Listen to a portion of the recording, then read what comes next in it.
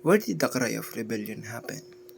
The Cry of Rebellion, famously known as the Cry of Pugadlawin or the Sigaw ng Pugadlawin, occurred on August 23, 1896 in Pugadlawin, now part of Quezon City, Philippines, led by Ang Andres Bonifacio, a key figure in the Philippine Revolution against Spanish colonial rule.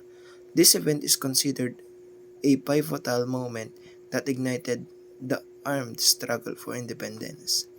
Gathered in-house in Pugadlawin, Bonifacio and fellow revolutionaries tore up their cedulas and declared their defiance against Spanish authority.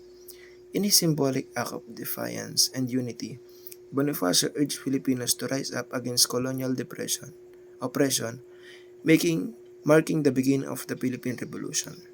The Cry of Pugadlawin was a watershed moment that galvanized the spirit of resistance among Filipinos, leading to widespread upsprings against Spanish rule across different regions of the Philippines. This event marked the official start of the armed struggle for Philippine independence and served as the catalyst for the formation of the Katipunan, a secret revolutionary society dedicated to liberating the Philippines from Spanish domination. The cry for freedom at Pugadlawin symbolizes the collective yearning of Filipinos for self-determination and serves as a poignant reminder of the sacrifices made by the revolutionaries in pursuit of a sovereign nation.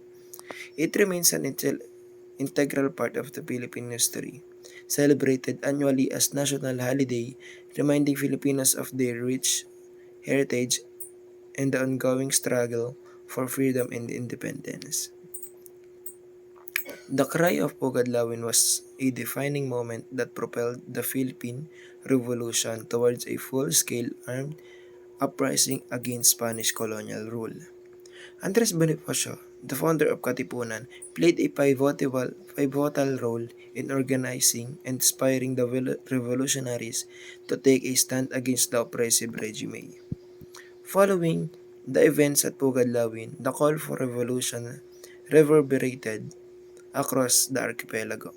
Filipinos from different walks of life joined the cause, sparkling numerous battles and uprising in various regions.